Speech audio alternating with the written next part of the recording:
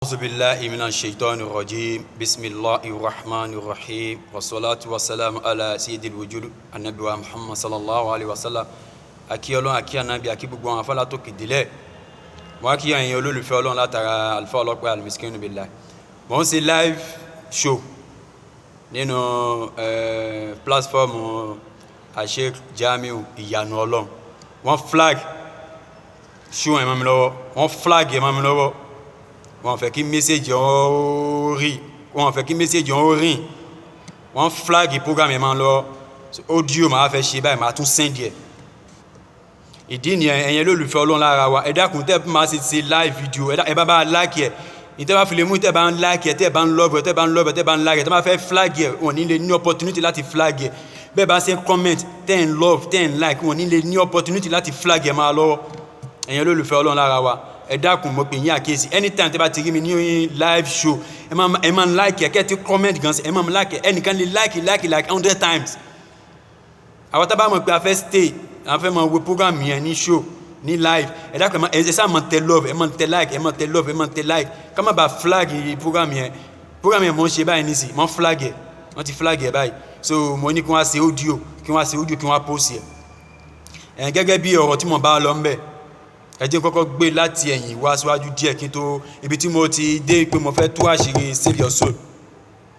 àṣírí kan kékeré kan wà bẹ́ẹ̀ tí mo fẹ́ tú ìyẹn mo sọ báyìí wọ́n flag mọ́ mi lọ́wọ́ ni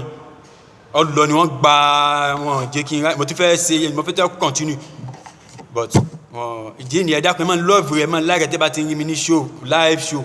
ẹ̀yin olólùfẹ́ Ọlọ́run lára wa kò ní bàjẹ́ àdúrà ọwọ́ gbà ẹ jẹ́ ìsún sẹ́yìn díẹ̀ nípa Chief Sunday Igboho à ń gbọ́ pé Chief Sunday Igboho ti lé Saheed Shittu kò nílé wọn ọwọ́ àókè tó bá rí bẹ́ẹ̀ tó bá rí nítọ́ dáa ni Chief Sunday Igboho ẹ má jẹ́ kí Saheed Shittu kó fi ẹ̀rọ̀fọ̀ yín lára sí Sunday Igboho ẹ má torí Saheed Shittu kí ayé wa kọ̀yìn sí Sunday Igboho ayé láyé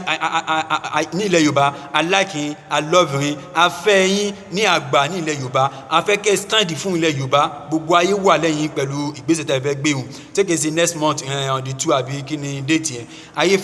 fẹ́ gbọ́ ti yín a máa tara sí Saheed Shittu ayé ẹ̀fọ́ gbọ́ ọ̀rọ̀ tẹ́ fẹ́ sọ mọ́ atara Saheed because ní ilẹ̀ Yorùbá wọ́n ti ní believe wípé ẹ̀yin lẹ́ ń sponsor Saheed Shittu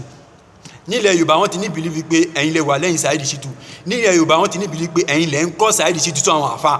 wọ́n ti ní believe bẹ́ẹ̀ nílẹ̀ Yorùbá sí Sunday Igboho advice Ọlọ́pẹ́ sí yín ni wípé mi tó láti advice yín àmọ́ ẹ wo Al-Qur'an mọ́ mi lára kẹ́ ẹ gba advice mi ẹ padà lẹ́yìn Saheed Shittu ẹ yẹ̀yìn padà lẹ́yìn Saheed Shittu tó bá yẹ pé ẹ kàn ń play wá pé ẹ lè jáde tó bá yẹ pé real ni ẹ lè jáde kó lè ń tọ́ wà ókè ni ẹ Sunday Igboho èmi fẹ́ ìmọ̀ láàkì yín gan personal Saheed Shittu ti lálàá pé òun máa jáde sáyé gan àwa tí ń láàkì yín bọ̀ Saheed Shittu ti lálàá pé òun máa ṣe rubbish rádaràdà yẹn àwa tí ń láàkì yín bọ̀ ṣe Sunday Igboho mo wà nínú group kan à ń lọ bí like 1000 plus àwọn ọmọ Yorùbá youth ni mo wà mẹ́ẹ̀ sí Sunday Igboho gbogbo àwọn tán wà ń bẹ̀ 95% la like la gba tí gbogbo fojú gbogbo tí Yorùbá kìíní kan bá ti ń post nínú Facebook gbogbo ẹ̀ náà ni a máa post ẹ̀ nínú group mẹ́ a máa tara Saheed Shittu àwọn 50% tí ń hẹ́ tí látara gbogbo tí Saheed Shittu ń ṣe òní gbogbo àwọn ti ní believe pé ẹ̀yin lẹ́ ń tì lẹ́yìn wọ́n ti ní believe pé ẹ̀yin lẹ́ ń kódà àwọn Christian náà wà ń bẹ̀ àwọn náà wọ́n ti hẹ́ tí wọ́n ti ní believe pé gbogbo tí Saheed rádaràdà tí Saheed Shittu ń ṣe òní ẹ̀yin lẹ́ ń tì lẹ́yìn ẹ wo ọ̀rọ̀ tó sọ sí bàbá wa Akeugba Gold Saheed Shittu ẹ wo ọ̀rọ̀ tó sọ sí wọn ẹ gbọ́ ọ̀rọ̀ tó sọ sí wọn títúmọ̀ sí pé kò sí bí ó ṣe ní padà wá ìfàsì sí yín o ṣe Sunday Igboho ẹ jára yín kí Saheed Shittu fúnra ẹ tó jára ẹ kó lẹ́yìn yín o ẹ já Saheed Shittu ẹ já kó lẹ́yìn yín kó òun gangan fúnra rẹ kó tó já kó lẹ́yìn yín ṣe Sunday Igboho ẹ má jẹ́ kí Saheed ó fi ẹ̀rọ̀fọ̀ yín o bùrọ̀ ní ti fi ẹ̀rọ̀fọ̀ yín already ẹ wo 95% àwọn Muslim musician Islamic music kò sí Islamic music kan tó máa jáde kọrin tí ò ní yí sí Sunday Igboho kò sí Islamic music kan tó máa jáde pé òun náà fẹ́ kọrin tí ò ní gbé gbàgbàrà tí ò ní gbé gbangban fi su Sunday Igboho wọ́n gbé gbangban lára Ọlọ́run wọ́n gbé gbangban fún Ọlọ́run látara sí Sunday Igboho bò wọ́n ti mọ̀ pé àgbà dáadáa ní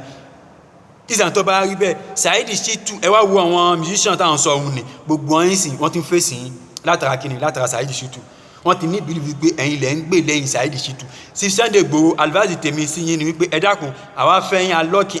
alọ́ọ̀fì yín aláìkì yín ẹ padà lẹ́yìn Saheed Shittu after all àti padà dictate wípé gbogbo ọ̀rọ̀ rádaràda rédèrèdè tí Saheed Shittu máa sọ níta òun ni ìmọ̀ mu ọtí àlàlíkọ ọtí kẹ̀dẹ̀rẹ́ tí yàn bá ti mu ọtí kò sí ìwà tí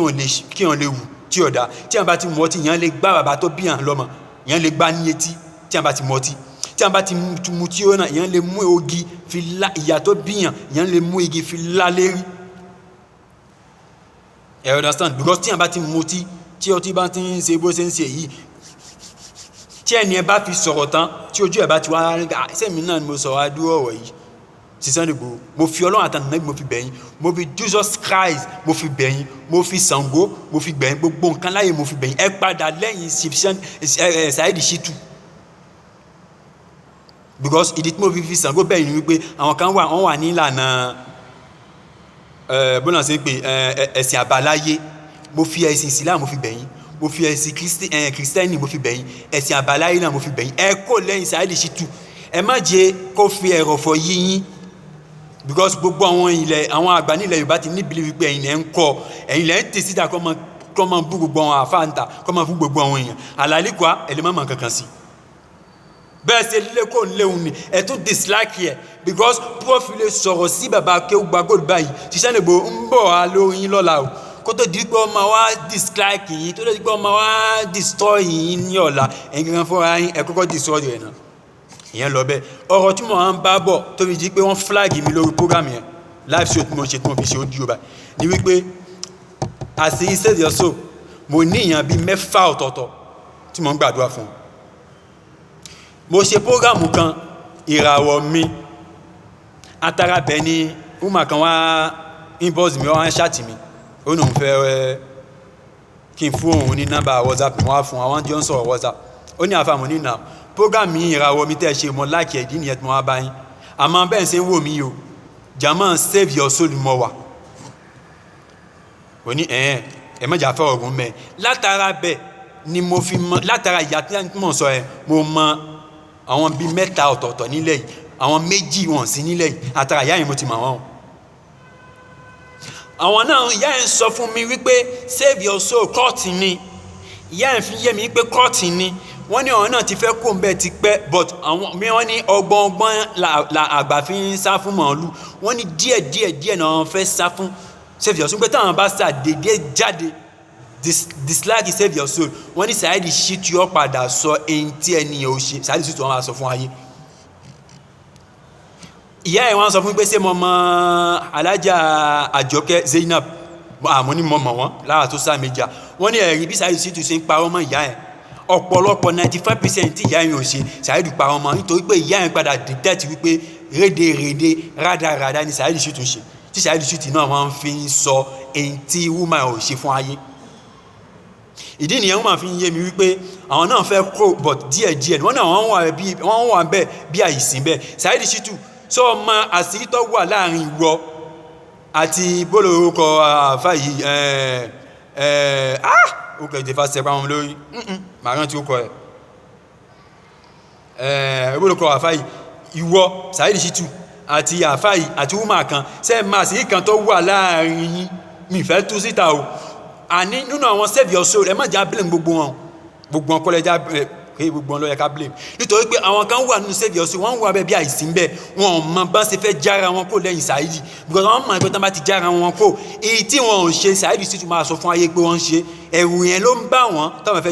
fẹ́ fi já kó lẹ́yìn Saheed Shittu àti ẹ̀mọ́ sọ Fọlọ́runṣọ́ Saheed Shittu ìwọ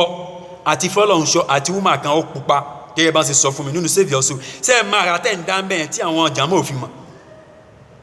ṣe é mọ ìwà tẹ́ ń wù ń bẹ̀ yẹn tẹ́ ẹ̀ jẹ́ kí àwọn jàmọ́ Save Your Soul ọmọ tẹ́ ẹ̀ máa ṣe é kàn tẹ́ ń ṣe bẹ́ẹ̀ ṣe é máa tú síta fa woman ẹ̀ ní kí n má dákọ gẹ́gẹ́ bí woman ẹ̀ ṣe sọ fún mi àníṣe àwọn bíi 6 ọ̀tọ̀ọ̀tọ̀ ni mò ń gbàdúrà fún wọn nínú Save Your Soul 4 ní Nàìjíríà àwọn 2 òsì Nàìjíríà tán pé 6 àtàrà ìyá kan ló tẹ̀lé ó fún mi mọ gbogbo àwọn kan tí mo àwọn yòókù tí mo mọ̀ yìí o àtàrà ìyá kan títúmọ̀ sí wípé kìí ṣe gbogbo àwọn jàmọ́ Save Your Soul ni wọ́n ń fẹ́ ẹni tí Saheed Shittu ń ṣe yìí o àwọn náà ti mọ̀ wípé àwọn mọ̀ nínú ara wọn pé Saheed Shittu ọmọ kò mọ dó nínú kéwú àwọn náà mọ̀ bẹ́ẹ̀ àwọn náà máa bẹ àmọ́ àwọn náà fẹ́ kó nínú jama sẹ́fì ọ̀ṣọ́ lẹ́yìn bọ́ wọ́n ń wò pé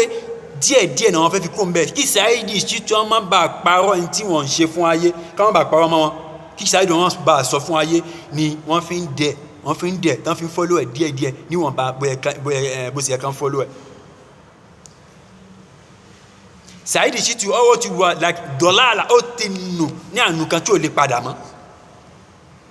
Saheed Shittu máa ń mú ọtí kó tẹ́ máa ṣe program kọ́ bá lè máa rí ọ̀rọ̀ rádaràda sọ because kò possible kéèyàn wà kọ́kàn sọ pé òun fẹ́ ṣe live show kí gbogbo ayọ́ máa wò ó kó máa sọ̀rọ̀ rádaràda láì fagbó àbí láì mutí kò possible.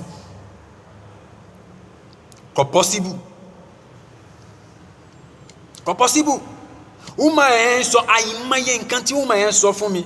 àmọ́ ẹ̀yìn tí fẹ́ fi gbogbo ẹnu sọ̀rọ̀ àmọ́ tó bá lọ sọ́ra ẹ̀ Saheed Shittu number one ìwọ àti fọlọ́hún sọ àti Uma kan ní saviour ṣe mara tẹ̀ ń dá ẹ̀mẹ́ tẹ̀ jẹ́ kí àwọn saviour sí òyìnkú ọmọ ṣe mara tẹ̀ ń dá ẹ̀mẹ́ tó bá yẹ pé ìwọ bá ṣe 419 ìwọ Chief Sunday Igboho wọ́n gbé ilẹ̀ fún ẹ fi kọ́ mọ́sálásí ọwọ́ ṣe opportunity wọ́n ti fún ẹ nílẹ̀ kó fi kọ́lé ẹ ọwọ́ ń sọ fún Chief Sunday Igboho wípé tí o bá fi mọ́sálásí bojú o ní owó tó fẹ́ fi kọ́lé ẹ̀ so bí àwọn èèyàn ṣe ń sponsor mọ́sálásí ọ̀wọ́n fi opportunity nínú owó tó ń fún ẹ máa fi kọ́ mọ́sálásí ọ̀wọ́n lo opportunity láti fi máa kọ́lé ẹ̀ lẹ́gbẹ̀ẹ́ kan ṣé èèyàn ṣe fún wọn náà oríṣiríṣi fún wọn náà lọ́pọ̀ lóríṣiríṣi fún wọn náà pọ̀ lóríṣiríṣi ìyí tí wọn náà ṣe oríṣi fún wọn náà yìí because àníyàn wípé àfẹ́ kọ́ mọ́sálásí ẹ máa donate àníyàn àwọn èèyàn tán donate wípé mọ́sálásí ni kò fi kọ́ o gbogbo owó tán bá donate ọ̀n pín sí méjì wọ́n fi ìdá kan sínú mọ́sálásí ìdá kejì wọ́n fi ń kọ́lé ẹ̀ wàláì tó ìjọba ìjọ ìgbéra kìámà Ọlọ́run máa gbé ọ dìde ní ìgbé dìde fún wọn náà nípa ọgbáyàn ni because ọ sọ fún ayé wípé tọ ẹ máa sponsor owó ẹ máa sponsor o à ń kọ́ mọ́sálásí mọ̀dẹ́ ń kọ́ lé mi tó bá pọ̀ bá ń sọ fún ayé ń bẹ́ ìgbé tọ̀ gbogbo ẹ̀yin tẹ́ ń donate ẹ máa donate o àmọ́ nínú owó tẹ́ ń donate yìí mo yọ ìdá kan bẹ́ẹ̀ mo fi ń kọ́ lé mi o ọ̀ sọ fún àwọn èèyàn bẹ́ẹ̀ ìtọ́ sọ fún àwọn èèyàn wípé ẹ máa donate o ẹ máa donate owó afẹ́ fi kọ́ mọ́sálásí lọ́n sọ fún àwọn èèyàn tán fi donate ìsàn tó bá rí bẹ́ẹ̀ owó tó ń fi kọ́ lé ẹ lẹ́gbẹ̀ẹ́ kan ó padà jìyà wájú Ọlọ́run nítorí pé àníyàn gbogbo àwọn tán donate wípé mọ́sálásí ló fi ń kọ́ àwọn kọ́ mọ́sálásí wọ́n tún kọ́ lé ẹ lẹ́gbẹ̀ẹ́ kan ọ̀dẹ̀ wa kọ́ mọ́sálásí ẹ̀ nítorí Ọlọ́run ó ṣe nítorí ànábì ó ṣe kọ́ bá lè rí gẹ́ẹ̀nì mẹ́yẹn kọ́ bá lè fi kọ́ lé tiẹ̀ lọ́tọ̀ nínú àwọn jàmáà Saheed Shittu náà ni wọ́n sọ gbogbo kan tó ń sọ yìí o kọ́ bá lè mọ̀ pé àṣírí yẹn wà lọ́wọ́ wa ọ̀yàpá ọ̀gbọ́ wọ́n ní tí ọ̀tá alẹ́ ọba ṣe ni wallahi tallahi summa billahi tí odò ló ṣe ni o ọ̀tá alẹ́ lọ máa sílẹ̀kùn fún